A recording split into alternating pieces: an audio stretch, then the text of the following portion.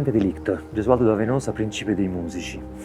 Uno spettacolo su un musicista, un artista, Gesualdo da Venosa, e un secolo, il Seicento, un secolo ricco, densissimo di scoperte scientifiche e di grandissime rivoluzioni e trasformazioni. Per questo In Flagrante Delicto è uno spettacolo molto adatto alle epoche di trasformazione politica, culturale e per una riflessione sul mondo in cui viviamo e sul ruolo degli artisti all'interno di questo mondo.